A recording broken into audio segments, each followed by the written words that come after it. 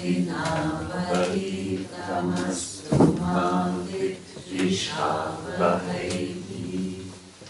Om Shanti Shanti Shanti.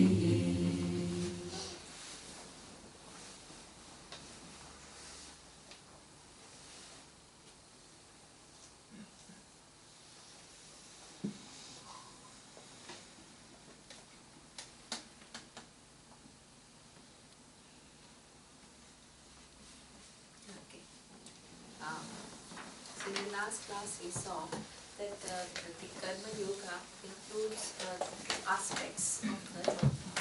One is Samanya Dharma, universal ethical values, and the second is Swadharma, which is your specific duties and responsibilities given your position in scheme of things.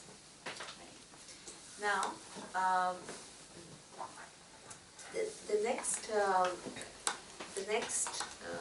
what we have chosen is a little bit of a discussion about the whole tradition of knowledge, and this is a beautiful verse which serves multiple purpose. That's why we decided to include it, so I'll chant it and I'll tell you how it works.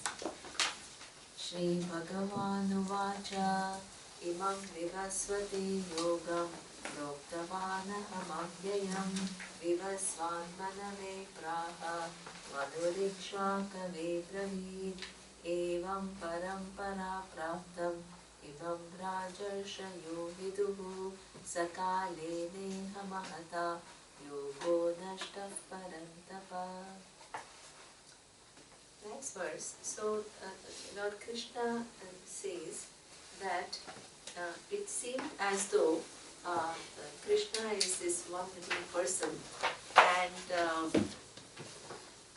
he was just born to Devaki at a given point in time. So now Lord Krishna says that what I am teaching you, Arjuna, is what I taught long ago to all these amazing people. So here he says that this teaching is first, I taught this teaching to Vivasvan, then Vivasvan taught it to Manu, then Manu taught it to Ikshvaku, and it is handed down from generation to generation in this way. And then what he says is that this generation sometimes is a little bit derailed with the lapse of time, and now what happens is he's bringing the whole tradition back. So this is something interesting. The first thing, that series of things that this verse talks about, and that is first that this is the, she so beautifully sang yesterday, Guru Charanam and Ishvara Sharanam. Hari Sharanam. Hari Sharanam. So beautiful. So what we need to understand is this Guru Charanam is meant for this whole tradition of teaching. Right? It's not meant for any given. So you love this person because you get this person from, you get this teaching from the person. That's beautiful. And that's how, what we felt with, like that with our Swamiji. It's true. But the whole thing is, this whole teaching cannot become person specific. At the center is the truth. That everybody has to remember. No person is at the center. And the whole Guru Shishya Parampara means that even Lord Krishna says, this teaching that I am giving you now is not my creation. This has been going on for what? Long time. I am just reiterating. It's there in the Vedas, Upanishads. And who is the final author of this whole tradition? Ishvara. So that's why Guru Charanam and Hari Sharanam. doesn't remain, yes, you show your gratitude to the Guru from whom you're learning, but that Guru represents the entire tradition. And ultimately, to whom? To Ishvara, from whom the whole tradition starts. Hari means Ishvara. Hari means Ishvara. Beautiful song. So therefore, this is where what Swamiji used to say is that if you want to really spoil somebody, touch his feet. Because the person starts thinking that all the namaskaras are coming to me, and I'm great. Then he used to say, any mature person, when the namaskara is coming, will understand the namaskara is to the tradition. Namaskara is ultimately to Ishvara, to the source of knowledge. Only then you will remain sane. Otherwise, you will acquire spiritual ego. I'm the teacher. It's very easy, right? So many times when you speak about things clearly, people appreciate, people come to you and they show their gratitude. It's so, if you're not nurtured enough through this living a life of karma yoga and contribution and all that, it just can get to you. You start thinking that I'm great, I'm cool, I'm this savior, and that is the end. That is the beginning of your decline. Because the whole thing shifts from, the focus shifts from the teaching and the truth to me, the person, and how great I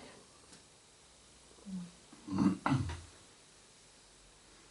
So therefore, understand that there is a whole big tradition. The fact that this knowledge is available to you today is a result of a very, very ancient tradition. And this tradition, is it like the truth itself, or is it Vedanta? Sorry? When you say the word tradition, is it meant the Vedanta tradition, or is it truth? Yeah, so the Vedanta tradition is talking about the truth, so it means both, right? Both. So Vedanta is just nothing but what appears at the end of the Veda, as I explained the first day. And what appears at the Veda are the Upanishads. And Upanishads talk about the realities. And what makes this tradition very strong tradition is it not only talks about reality, it has a very sophisticated methodology developed over a period of time to communicate this vision clearly. So that it doesn't just become some kind of a mystical thing, or just you are left with this idea of limitlessness and you don't know what to do with it.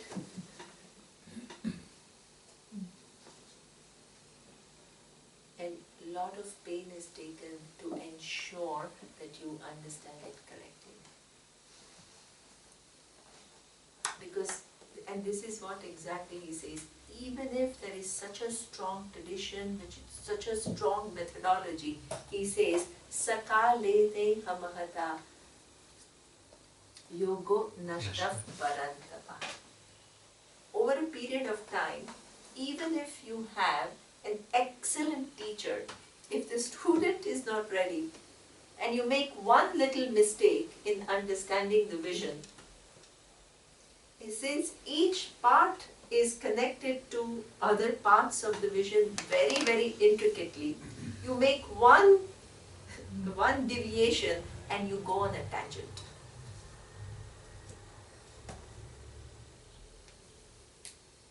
And then what happens is, when you go on a tangent and you have understood it wrongly, you then, if you become the teacher, you start giving that there is a degeneration of the whole idea. Then the person who receives from you will again understand it even further wrongly because things are not clear. So what over a period of time, Vedanta becomes Devanta. People's own version of Vedanta.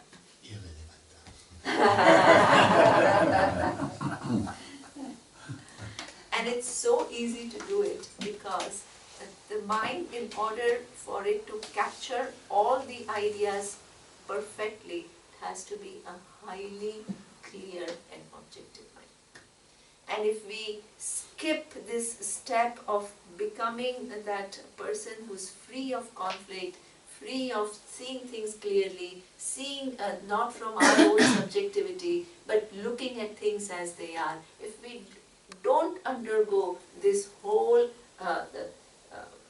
period of growth, it's very easy to kind of create our own picture of what Vedanta is.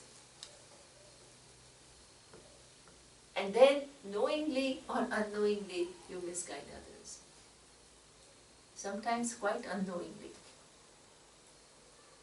So therefore, here he says, this somehow became derailed, and what is he doing now? He's putting it back in place. So the whole Bhagavad Gita is reiterating what is in the Upanishad, but Lord Krishna is using his own words, his own methodology, his own prakriyas which emphasize so much on personal growth, which is there in Upanishads. It's not that it's not there, but it's far more elaborated here. Far more.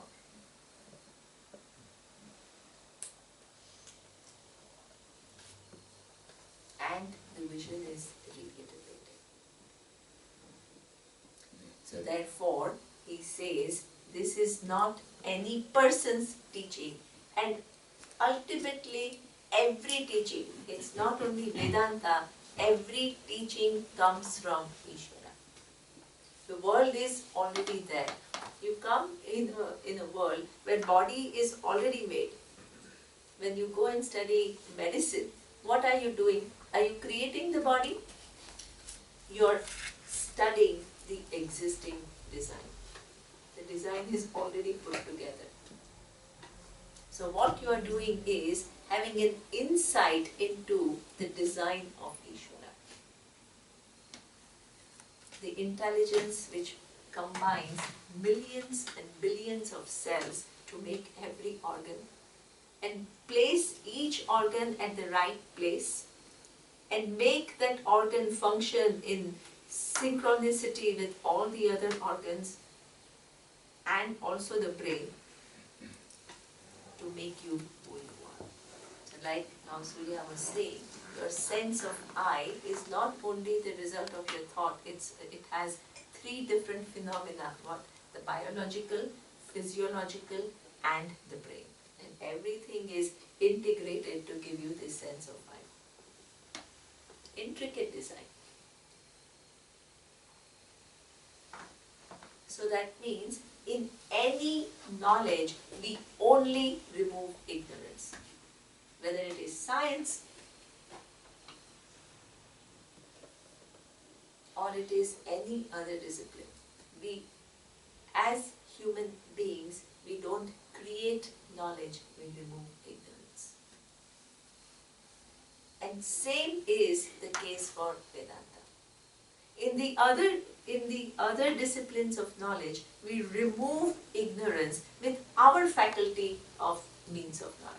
Perception and perception-based inference. In Vedanta, you remove ignorance with not our faculty of knowledge, but through using an independent means of knowledge, which is Vedanta. But any gain of knowledge is what? Just nothing but removal of ignorance. Nobody creates knowledge.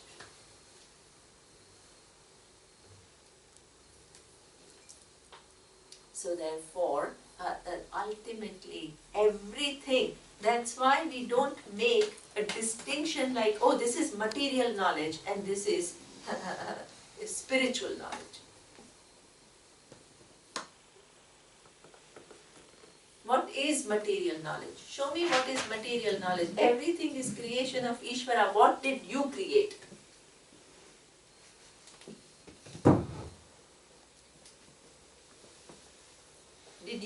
create the body?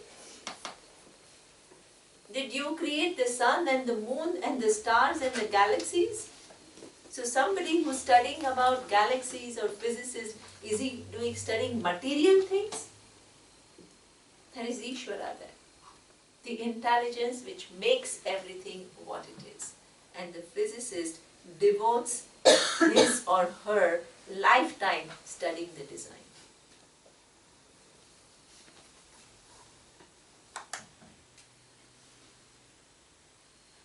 But in this case, you are spending time studying what?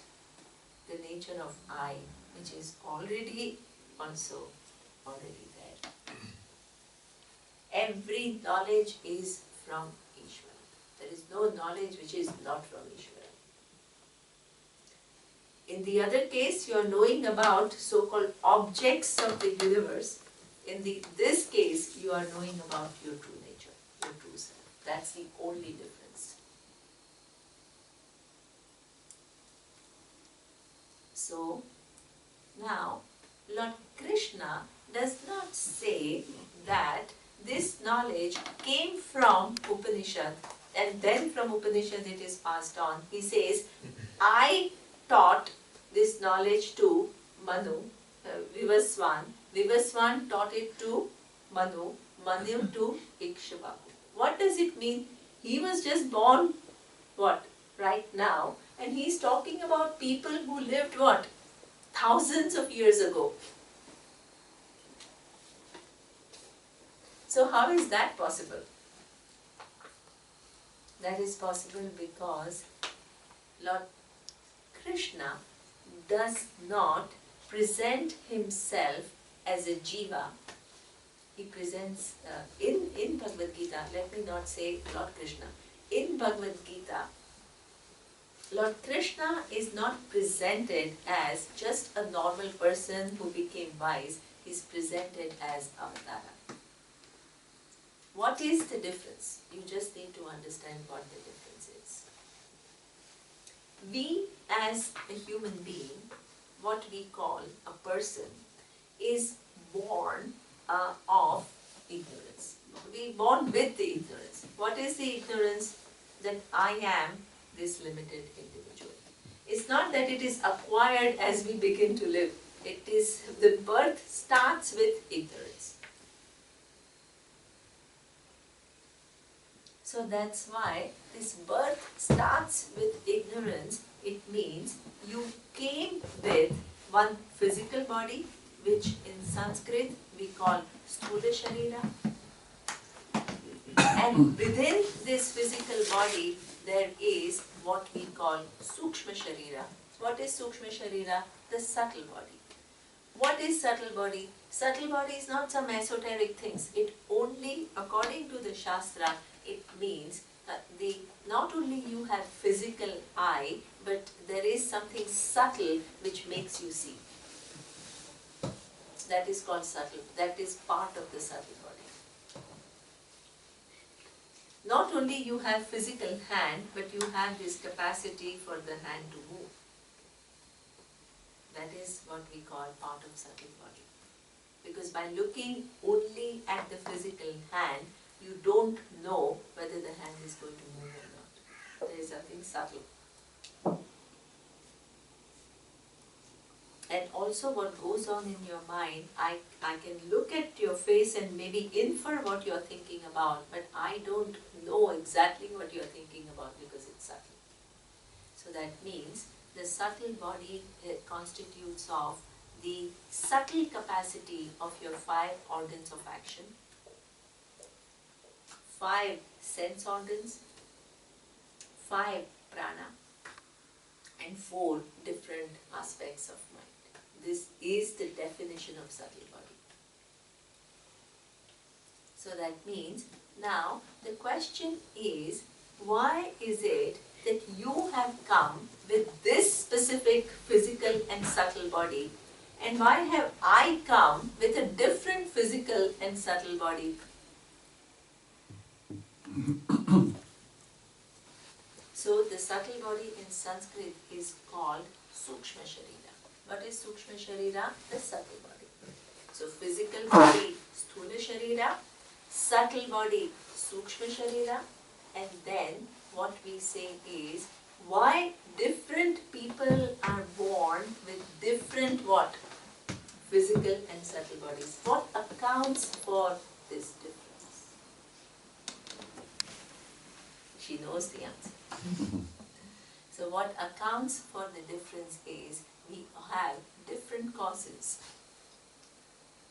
So as I said, there are a series of cause and effect relationships which gives rise to anything that happens now. So that means we all have different causal bodies, which is what we call Karana Sharira. What is Karana Sharira? Karana Sharira only means that our account. What is this account? The account constitutes of every time you perform an action, there are two types of result. What are the two types of result? One is what we call Drishtaphalam. What is Drishtaphalam? Drishtaphalam is the seen result. So as I told you, if I have gone and said bad things about my colleague because I want a promotion to my boss, then there is the Drishtaphalam, the seen result of having the fear of being found out, feeling guilty about doing it. But in addition to that, the laws of cause and effect will give you a result which is unseen sometime in the future, where you don't know in what form it is going to come, how it will certainly bring some kind of difficulty, because the laws of cause and effect not only let you get away with little bit of physical comfort, discomfort, they also bring consequences sometime in the future. So this is what we call Adrishtaphalam. Then, if you, by the same token, if you do the act of kindness, even if the person to whom you do the act of kindness is not grateful, there is a compensation which is going to come. You don't know when, in what form, because this is how the laws of cause and effect operate. Partially there are seen results, partially there are unseen results which manifest sometime in the future. When in the future? Don't know. Either it can be in this lifetime itself, like in the case of this Polish president, or if it doesn't happen in this lifetime, it will certainly happen in the next lifetime, or the next, or the next. Nobody knows. That's why it is called Adrishtaphalam. So that means there are a lot of Adrishtaphalam, the unseen result of your actions which are in your as though account, all waiting to manifest either in this lifetime or subsequent lifetimes. And this particular body is called causal body. Sukshma, Sthula and Karana Sharira. 3 bodies. So, and who is a Jeeva? That's why I didn't answer your question, because Jeeva is a very specific technical term. We just use it loosely, Jeeva, Jeeva, but we don't actually understand that it's a very, very big word.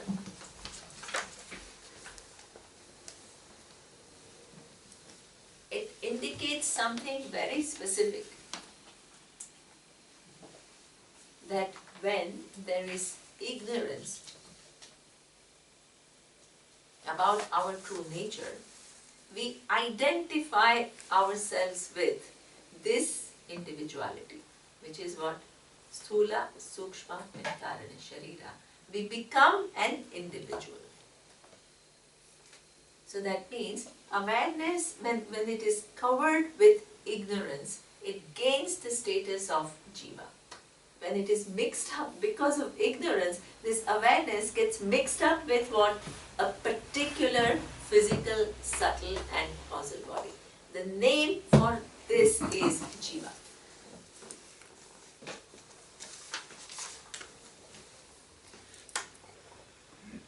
So therefore, we are all born of ignorance. Ignorance first, because there is ignorance about the nature of Atma, which is that I am awareness. I have one whole big account. What is the account? All the unseen result of the actions that I have performed. And this account gives what in one given birth you can't exhaust all the karmas. So from all this huge account, a specific what? Set of karmas give you this body, this mind, this parentage, this skills, this context. So that means all of us are born with ignorance. And all of us are what? Exhausting what? Right now through this birth, you are exhausting what? The unseen result of your karmas that you have not yet exhausted. But while you are living, not only you are exhausting, you are accumulating new karmas because you are constantly acting in the world. That's how the account never gets exhausted. By the time you spend a few, you accumulate a few more.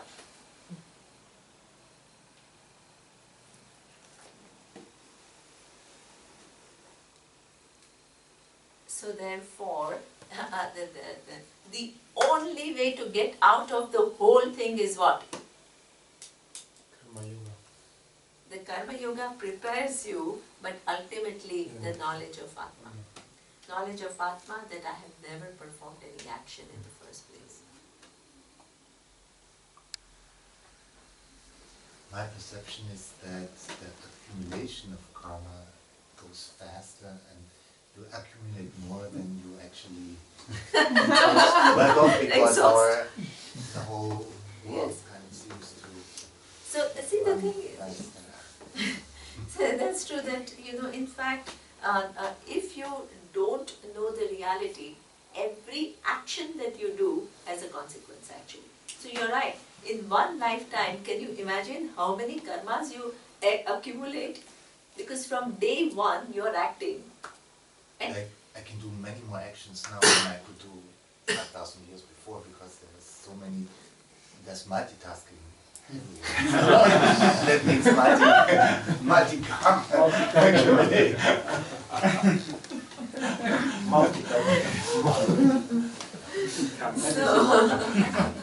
So knowledge becomes more urgent. No, there's a more urgency for knowledge. Wonderful. So that's nice.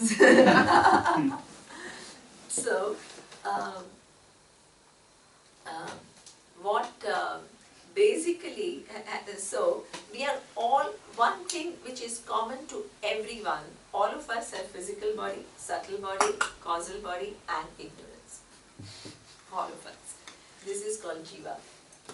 Lord Krishna doesn't present himself as being born of ignorance. That is why the name he gets is Avatara.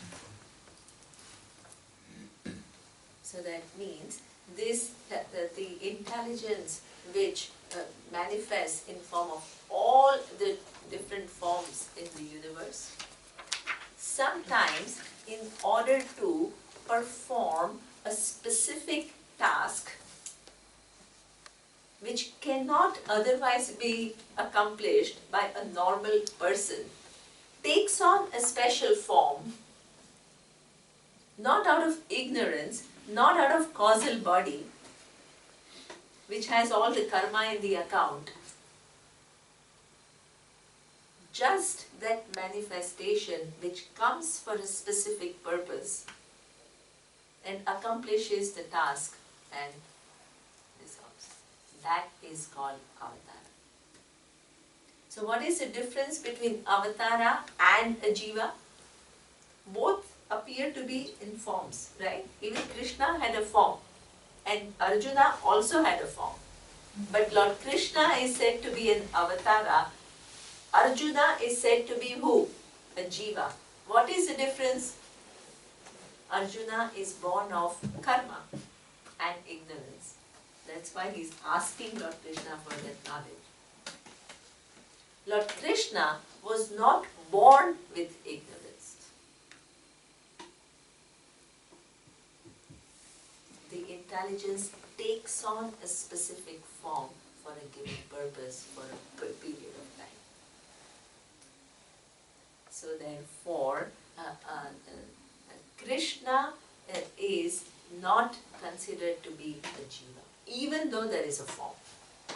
Every other form is made because of karma, and karma itself is because of ignorance.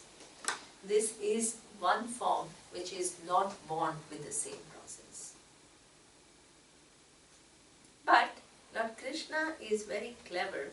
I don't know in these verses, but he says, whether you are born with ignorance or not, Arjuna, doesn't really matter. If in this lifetime you remove your ignorance, you are same as me. I came with no ignorance, you came with ignorance, but you are given the possibility to remove your ignorance. And if you do, you and me are one. Is it then like being called Mahatma? So Mahatma is different. Mahatma is a Jeeva who within this lifetime becomes a wise person, removes ignorance. That is Mahatma. He started as a Jeeva, but So he's removed ignorance, or exactly. He's born as a Jeeva and removed ignorance to come to know the nature of reality. So that person technically is called Mahatma. I mean, yeah. So also a wise person, a jnani. These are all the words for a person, pandita, sthita prajna. These are all the words for a person who's born as a Jeeva, born with ignorance, and during this lifetime they have removed the ignorance. same with Shankaracharya? Shankaracharya, some people say he was an avatara of Lord Shiva. So I mean, it's I'm not sure. Okay. I'm not sure. I have a question. As far as I understood in the Mahabharata was certain that Krishna also had karma, was living karma, because at the end he is killed by somebody, and he said this to one of the people there.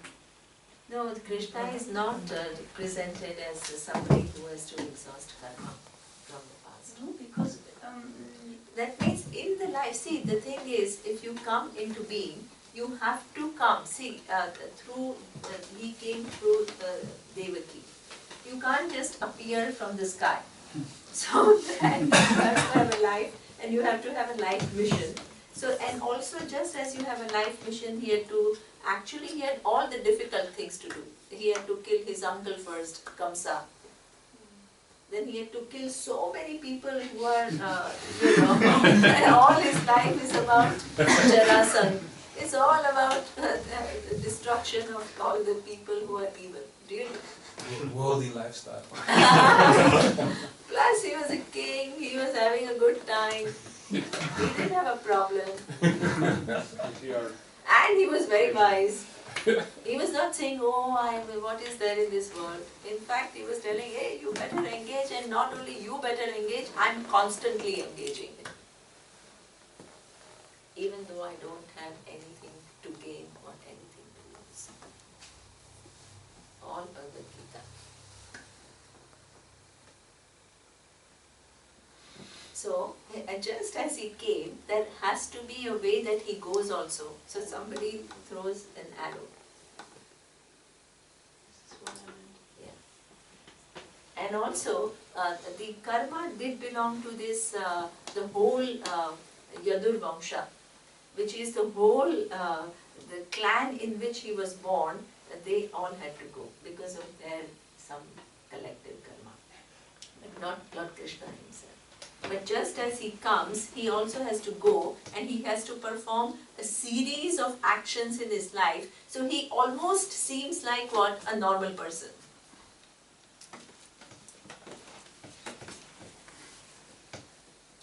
But he is not mentioned in this particular context. He is an avatara. Avatara by definition means not born of karma and not born of ignorance. But don't take it as some kind of a curse that you are born with ignorance and all, because you have the possibility to get rid of the ignorance in this lifetime. And if you do so, you become one with Krishna. Tattvamasi. That possibility is given. You have a question? Did Krishna also have a teacher? Yeah, in this lifetime, they also show that as a young boy, he goes to Sandipani ashram and he studies. Yeah, that's why. So that means he almost lives like a normal person. But the thing is that this is why there are lovely stories. When Krishna was young and he started eating some clay, right? So his mom got so angry, he said, "You're eating clay, open your mouth." I mean, these are just symbolic stories. And he opened the mouth and she went crazy because she saw the whole universe. So these are the stories which indicate he was not just a normal person. So here, so this is the verse, and that is Lord Krishna says, "I taught this knowledge." So when Lord Krishna is saying that, he's not talking as a Jeeva, he's not talking as a person, he's talking as what? Avatara, the Ishvara. The Ishvara takes that given form to accomplish that given task. That is Avatara. What is Ishvara and all will come much later, and I will explain exactly what Ishvara is. So therefore, and then every time, please understand, Ishvara need not come and teach every individual. Why? Because by this teaching, if one person becomes a jnani, removes the ignorance, that person can do the job of passing on the knowledge. The very Jeeva, when it removes the ignorance, becomes what you call Mahatma or Pandita or Sthita Prajna or a Jnani, the person who has knowledge. That person can continue, then becomes a Guru and begins to, what through that person the knowledge is passed on. So this is how Guru Shishya Parampara is continued. And what is at the center is the truth and the knowledge and the methodology. Now, the next question is, so, okay, Lord Krishna was Avatara and he had the knowledge, and any person who is born with ignorance can also gain the knowledge and become a jnani. So who is this person who is a jnani now? So that is explained in the next verse. That is a nice verse. Here it says, Karmanya karmaya pashet akarmani cha karmaya sabuddhiman manusheshu sayukta krishna karma krita. So, a jnani is not, so now imagine, you said, oh, now Jnani knows what, that I am not this individual and I am what? I am awareness, which is the truth of the whole universe. So from the day that the Jnani gains this knowledge, what he or she will do?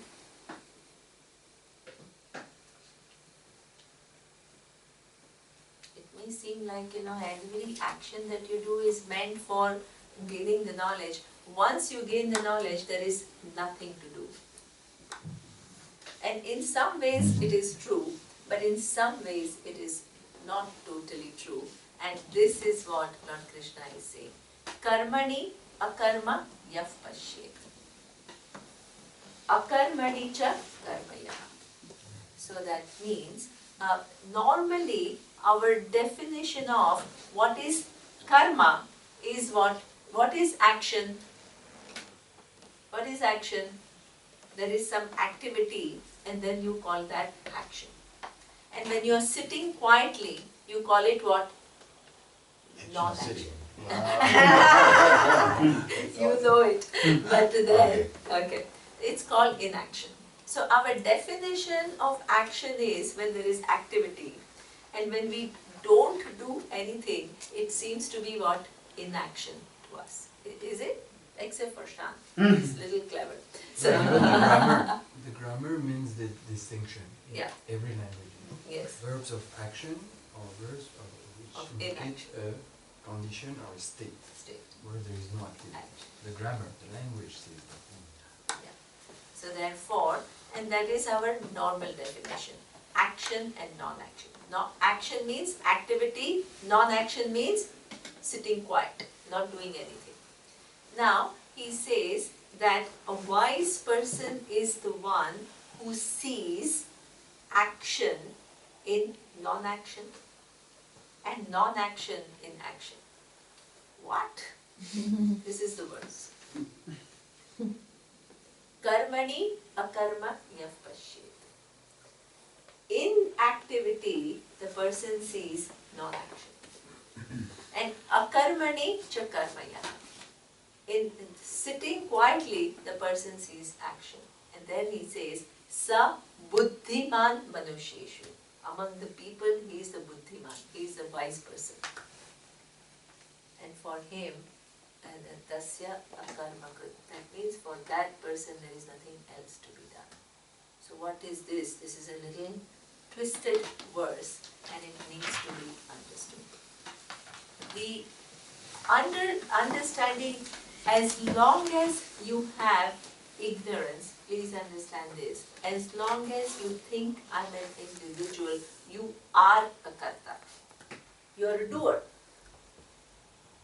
And as a doer, even if you just sit quietly, it is an action.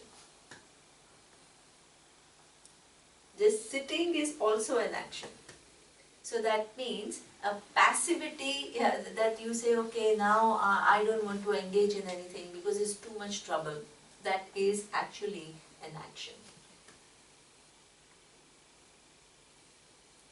And when that action is not doing what you need to do, it has consequences.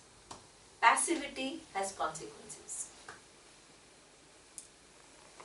We think that passivity is lovely because you don't have to do anything. Sounds an easy way out. Actually, it is not doing what you have to do, and that means you do something else, which is what? Sitting down. And that has consequences. So that means, as long as you are within ignorance and you think of yourself as an individual, you can't avoid karma. Whether you are active or you are inactive. Because inactivity, which is what are you going to do when you are not going to do? You are going to lie down. Sleeping is also karma, act of sleeping. Sitting is also karma, act of sitting.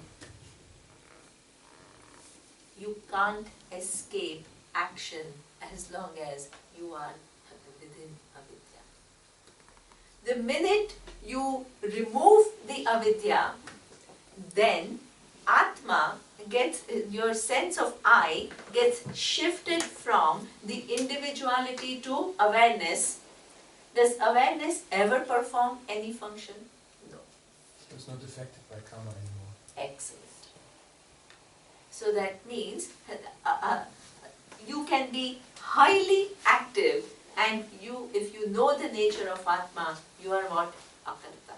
Akarta, not because you are not doing anything, but because you know the nature of Atma.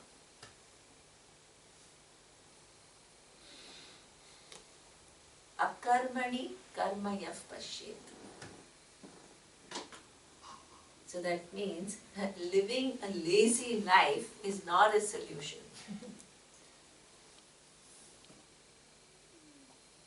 Because as long as you have not removed the ignorance, you are a karta. And being lazy means you are not doing what needs to be done, and there are consequences.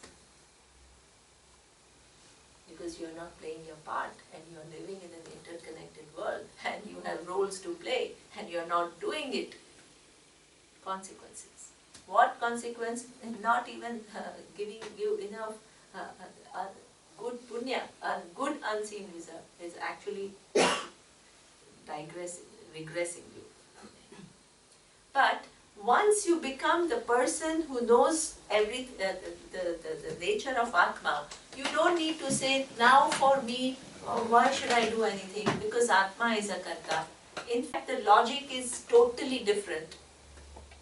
The logic is, hey, I'm free.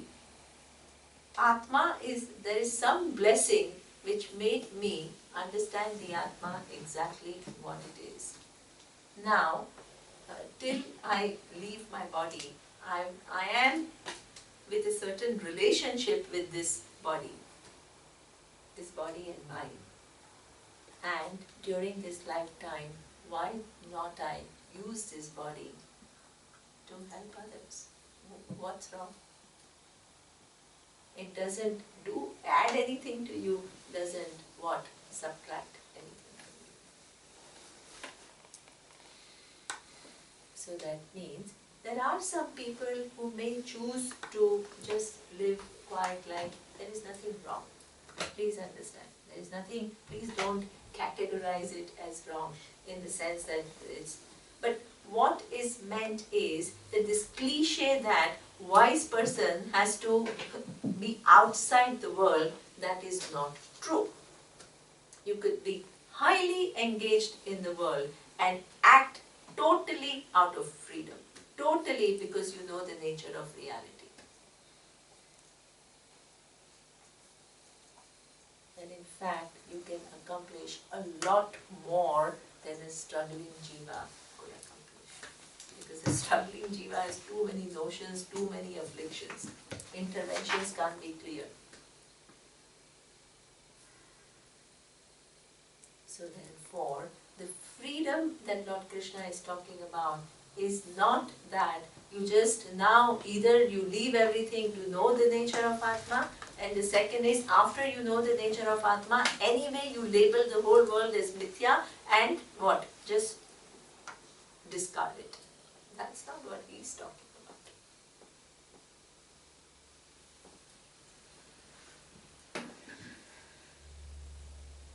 Karmani, and so you can be highly engaged, but you are an akarta if you understand the Atma.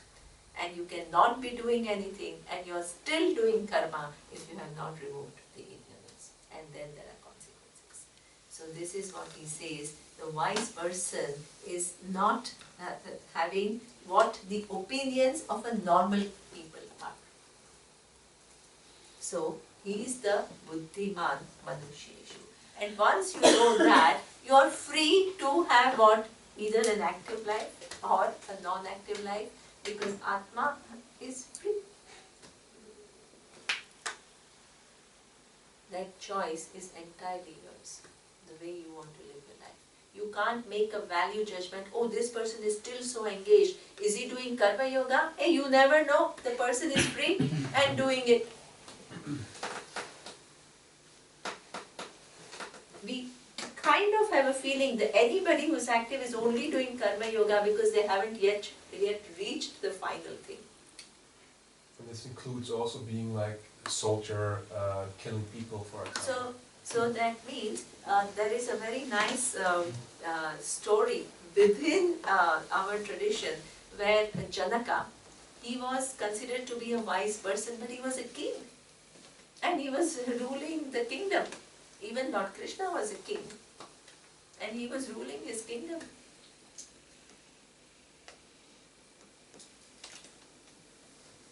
So this is, we think as though Karma Yoga is the initial step, and as you become more advanced, you have to start giving up things.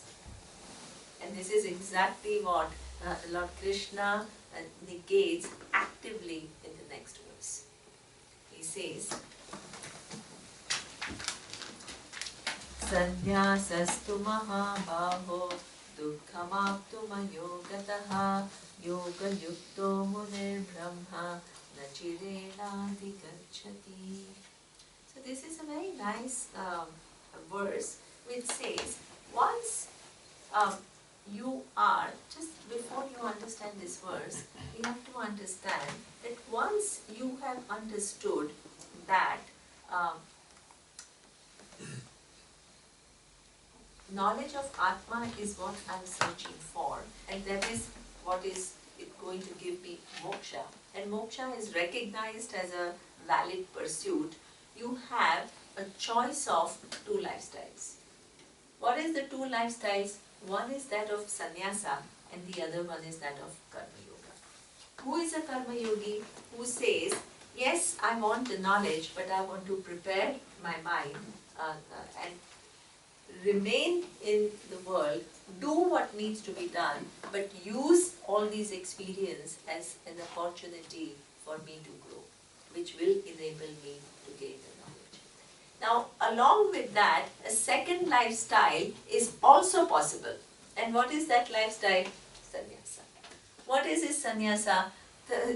That the tradition allows it. It's not that the tradition doesn't allow it. That is that you can say, hey, knowledge is the only thing I'm searching for. All these things I have gained, let's say, experiences, but I understand the futility of these experiences. So I'm going to spend most of my time with what? Study, reflection, contemplation, and this is how I choose to live my life. That is allowed. Sannyasa is allowed in this tradition. This is why sannyasi is not considered to be a dropout. Sannyasi people, whether they know what they have studied or not, they'll go and do little namaskara. Because people respect the person who has courage to say that I'm not interested in anything else in life.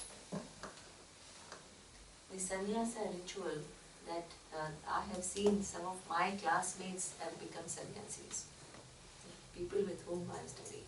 And I have witnessed the ritual in the banks of Ganga.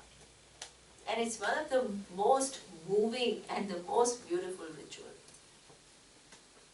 Early morning, you go to the banks of Ganga, you take a dip in the Ganga, and then your teacher comes, and along with your teacher, you declare to the whole world, all the devas and devatas and everyone, saying, keeping you as a witness, I declare today that from today onwards, I have no other agenda in my life but to gain this knowledge. And I'm going to devote this whole life for studying and contemplation. And I give up all the roles. It takes courage. It's not easy. I don't know where my next meal is going to come from. I don't have any bank account. I don't have any home. But I do have trust that you will take care of me. And you will lead me to this knowledge. That is beautiful. That is not something to be laughed at. That is not something to be taken lightly.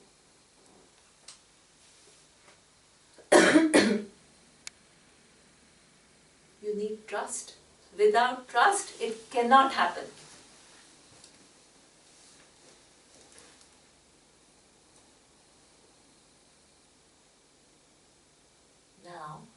seems like so beautiful, and it seems like the ultimate and also the easiest, because you don't have to do this whole job of dealing with the world.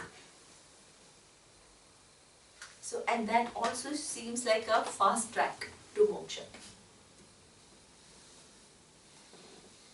Lord Krishna says, sannyasa certainly is a valid lifestyle. It is exalted, true, but he says, sannyasastu mahabaho dukkham aptum ayogataha. If you prematurely take sannyasa, if you just give up everything in this whole romantic idea of I only want knowledge, and you still haven't dealt with all the issues, life will move in a way, all those issues, situations will arise when all these issues will surface. In India you have a tradition with young kids, for example, 10, 12 years old, they decide to become sannyasi, and how is that going to work? So that's what he says, don't be romantic. It is a beautiful idea. But what happens is, for most of us, the spirituality becomes some kind of a romantic idea. And soon the realities of life surface. And then the realities of life surface, our emotional life surfaces, everything surfaces, because this is the order of Ishvara. If you are trying to skip things, no, you have to deal with it.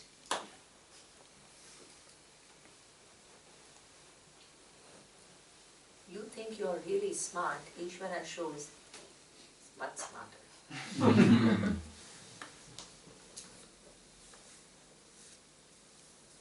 So therefore, situations will surface not to give you a hard time. Please understand, not that Ishvara is trying to teach you lesson. The world is such that if things are undone, they have to be taken care of before there is moksha. This is how the world is arranged. That is the order of Ishvara. How do you know when is the right time then? Yeah, so that means generally it is done in consultation with the teacher. Because the teacher hopefully knows how much you know and how much you have grown and how much you have. So there is a kind of a code. You can't just go on your own and say I am giving up everything. It's a part of a tradition. And the tradition includes your guru, because in order to even find out that I want only to study, that you need to first understand a little bit of Shastra to understand that moksha is my goal. Nobody comes knowing it all. You need a teacher to even tell you that. So all that is done along with the teacher. I have one more question. I'm confused with something you said yesterday about the story about the guy saying I trust Ishvara, I Yes. trust Ishvara. Yes. And so it reminded me of that when you were saying Yeah. that I'm going to trust Yeah. and just go. See, he's going to trust, but he's not going to hopefully, see, if that trust meant that he's going to just sit and say, okay, let the knowledge come onto me, that will not happen. Trust in Ishvara means also that he has to study. He has given up every other activity in order to study. So that means you have to put in an effort.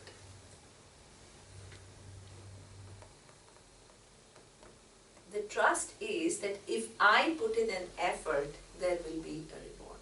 That is called trust. It's not like, oh, I don't do anything and things will come to me. That's not what we call it. That is a misunderstanding of trust. I do my part and then I will be rewarded. That is trust.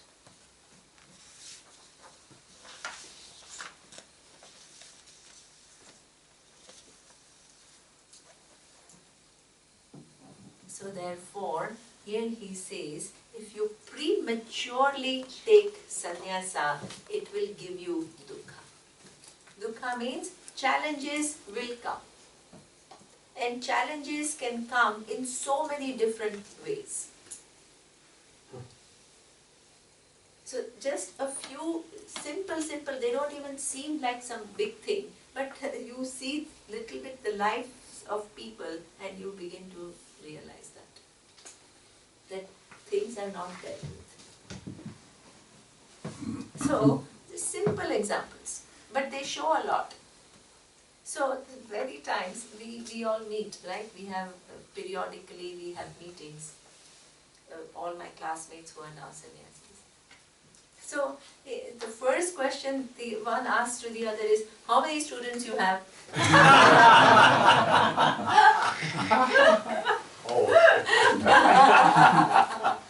So that means now, instead of how many cars you have, it has become what? How many students you have. The vocabulary changes, the mentality doesn't change.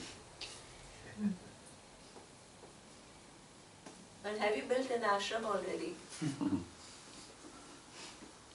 And one friend of mine that I visited, and he is teaching some classes, but all the students have become what? His helpers. So one cooks, one cleans, one does shopping. That they do out of their wealth, that is okay. But if you are using your students for getting your chores done,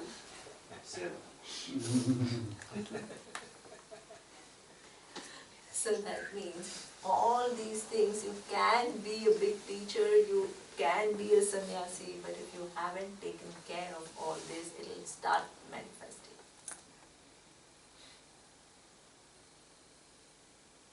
You have to first get well.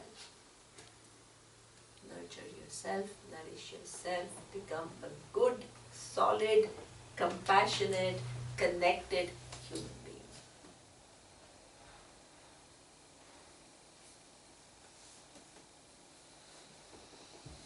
The most common thing that can also happen is what?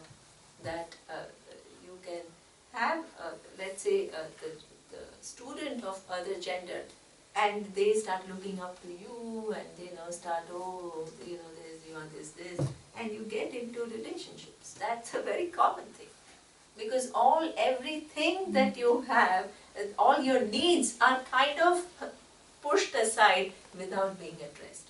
A person comes and it all surfaces.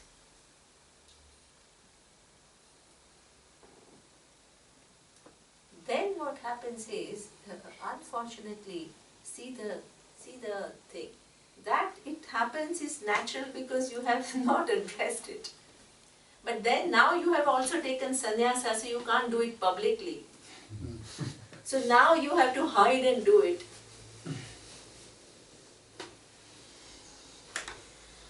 Then it all becomes adharma. Then are you going towards moksha or you are digressing?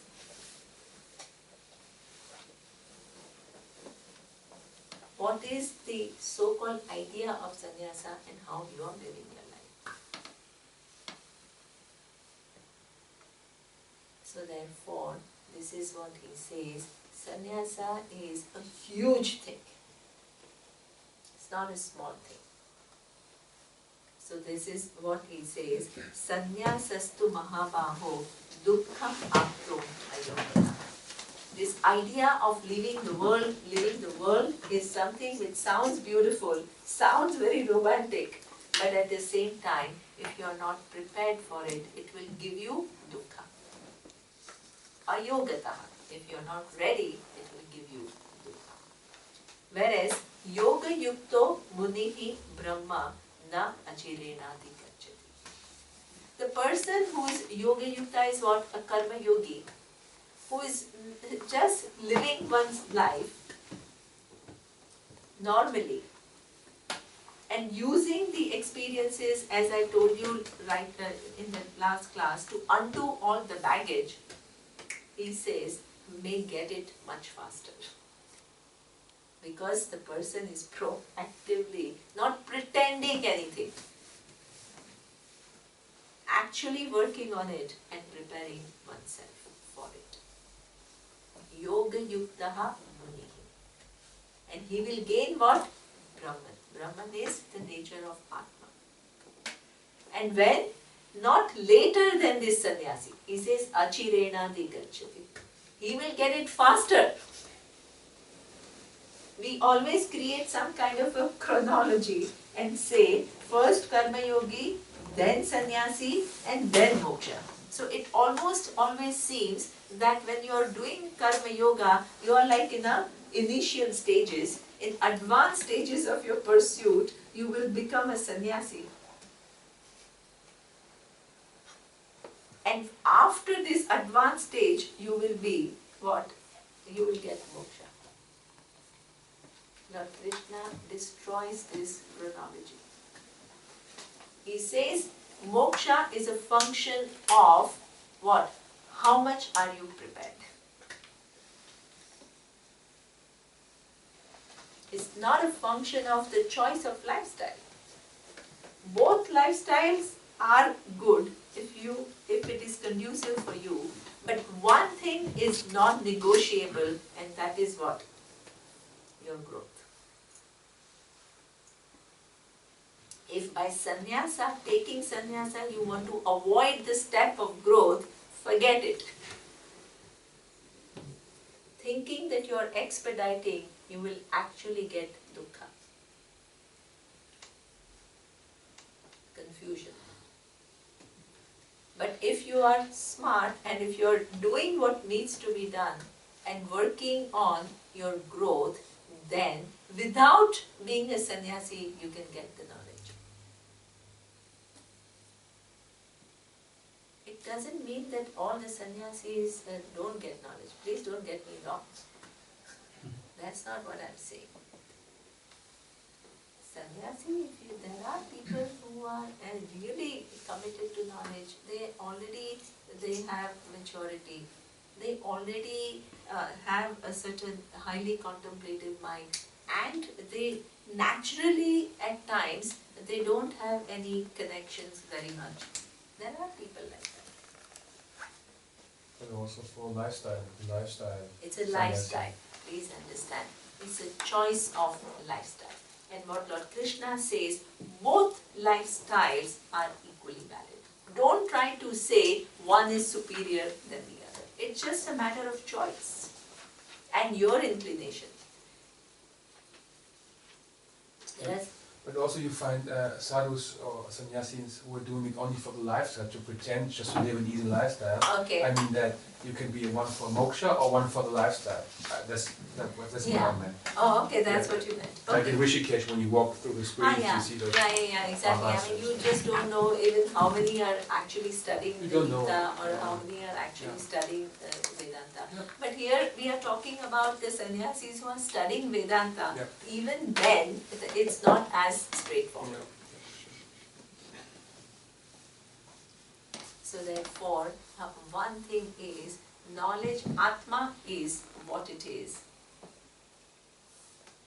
And that already you are. And you have to remove ignorance.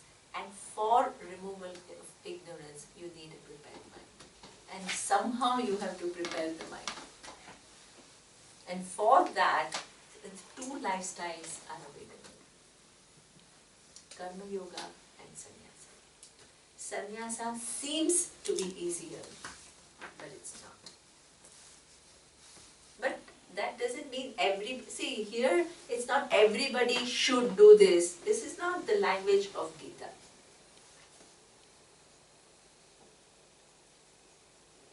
It is your choice, but choose it wisely. For some people, maybe sannyasa is a better choice. They have a different context.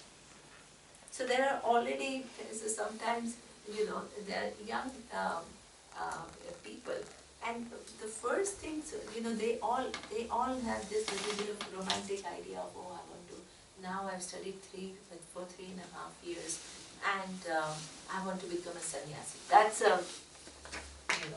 so the Swamiji does a few things. First, Swamiji finds out your kind of family background, your obligations, how many obligations you have. There are some married students who have kids, who have wife, and they all want to leave everything and for sannyasa.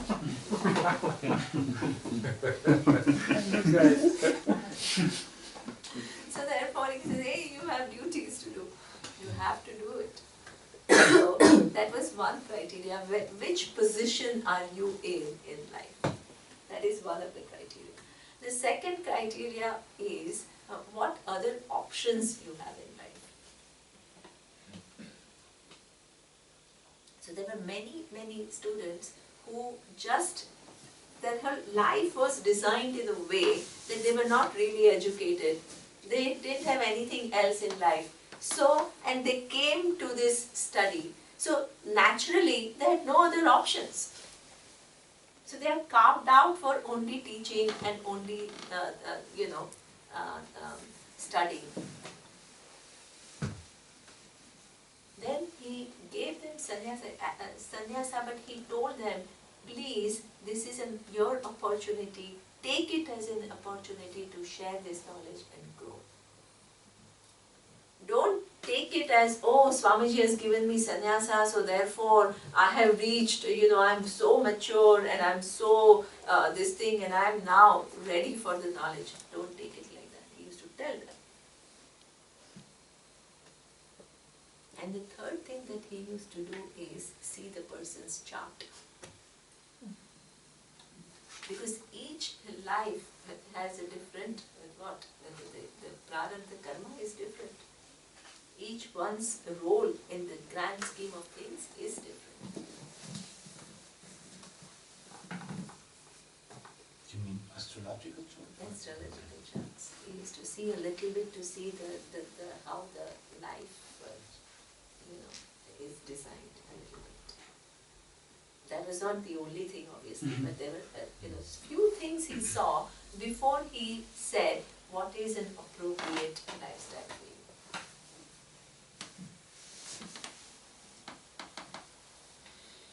So therefore, it is not that you first have to be a sannyasi to be a jnani. This verse very clearly says, yoga yuktaha mune brahma. Yoga yukta is a karma yogi. And he is a muni because he is also dwelling about the knowledge of Atma. Na achirena diganchati. Not long it will take for this karma yogi to gain the knowledge. And after you gain the knowledge, again there is a choice. Whether you continue to be in the world or you choose a quiet life. But you cannot make a categorical statement because this person has chosen a quieter life, the person knows more. That you can't make.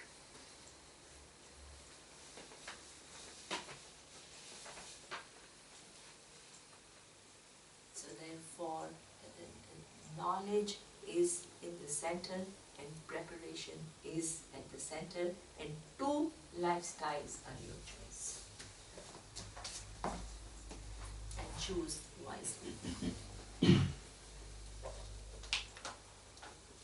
Now, the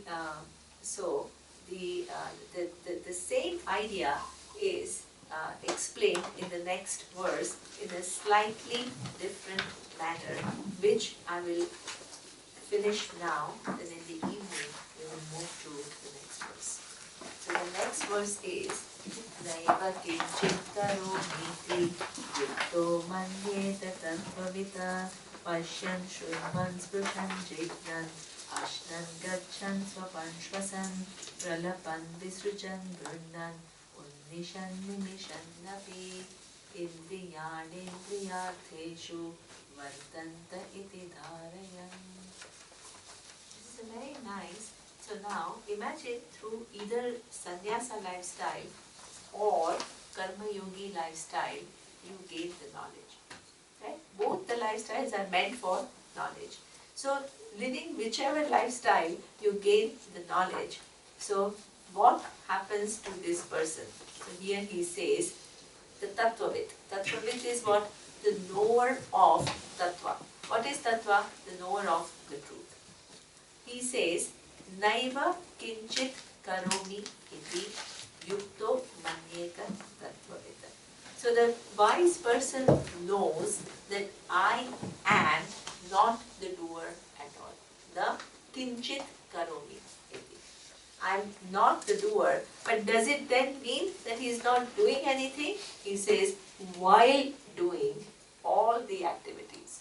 So that means Pashyan. What is Pashyan? See. It is present continuous tense. Do you understand present continuous tense? What it means? So, while seeing, while hearing, while eating, while going, while sitting. What does it mean? The activities are still going on. But what does the tattva with understand?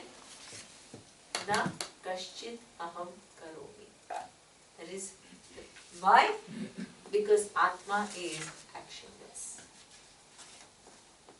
Awareness has never performed any action. And awareness will never perform any action. There is no karma for awareness. There is no account for awareness. There is no exhaustion for awareness. We are not talking about exhausting things. Hey, exhausting, when will you exhaust? When you die. And then you have this causal body where the whole account is still there. Okay, you said it continues, you mean? So it continues. You don't exhaust anything. And in the end, the total of all of karma is one. So no. So I mean, it's never ending. No, so what happens to this wise person is, you have to listen to this. Now, the minute you have removed the ignorance and you know that I am awareness, then even if you are doing everything, what happens is there is no karma. Why is there no karma? Because the causal body that was there was due to what? The ignorance of the nature of Atma. Once you have removed the ignorance of Atma, the whole causal body, the whole account of the Jeeva disintegrates. Nobody can physically exhaust all the karmas. It's impossible. In one shot, all the karmas go away. Why? Because that causal body itself has this one more cause, which Surya was telling yesterday, and that is ignorance. Ignorance gives you the sense of individuality. Individuality gives you this feeling that I am separate from the world, and you want fulfillment. And for that fulfillment, you engage in the world, you perform actions, and you are stuck with twofold consequences. Seen result and unseen result. And you can't escape that.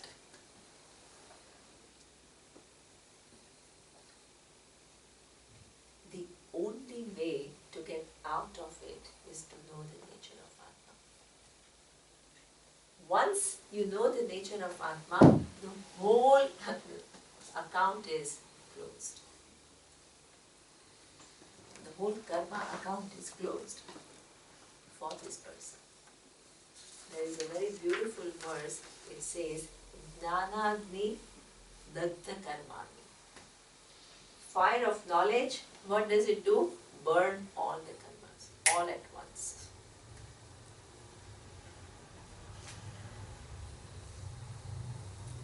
So therefore, this person, the account is closed, but the physical and subtle body remains. So what? The person is still performing actions, right? I mean, the activities still remain. While seeing, while hearing, while eating, doing everything, the person understands that I am Akarta. Then where is the activity? He says, Indriyani Indriyartheshu Vartanta iti dhare. these senses are engaging in sense objects. The activities are going on, but Atma performs no action. This is clear to the wise person. Now, before I close, I want to just, sometimes people ask me, as a kind of a question which I often get, and that is, so they said, oh, so you mean to say that the account of this karma and the consequences of the karma for the wise person doesn't exist? So I said, yes. I mean, that's true. That's what is said. So therefore, then the wise person can say, okay, now I don't have karma anymore. The account is gone. I understand that I am awareness. So let me go and shoot some people. Because there is no consequence for me. Will he not get consequences? People ask me this question.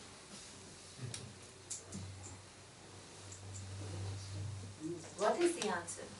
Well, he wouldn't shoot because he knows everyone is one, so he would shoot himself, and what's the point? Exactly. So that means if the vision is all that is here is one, and every form is what? Just manifestation of one reality. And I am intimately connected to all the forms as one form. And I have gone through the whole process of karma yoga and becoming this person who is dharmic. There's a long journey before I become a wise person. And if I've done all of this, I'm not going to all of a sudden freak out.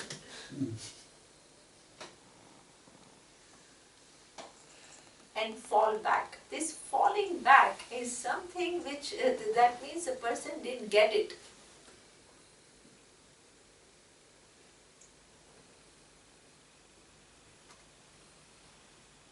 Because this is the way in which Ishvara ensures. Ishvara Insurance Company. Ensures that you deserve the knowledge. You have to make yourself a deserving recipient of this knowledge.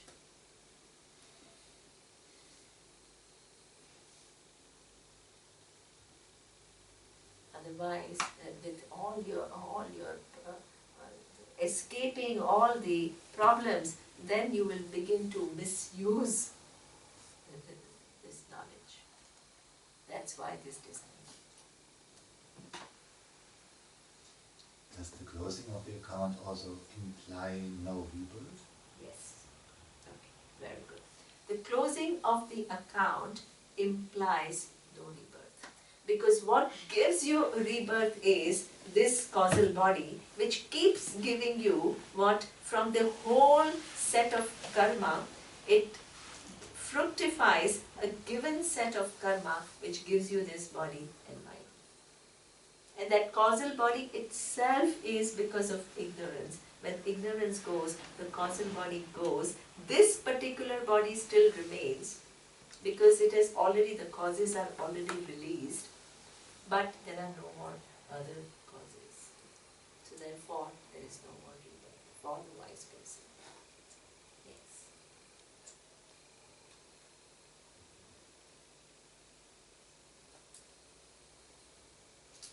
So, moksha includes two things.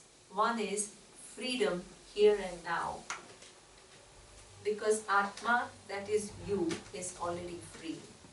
And the second thing is no more experiencing the world as a little individual. Because now you know that all that is here is one. So this experiencing the world as one little individual is no longer necessary to know our future births.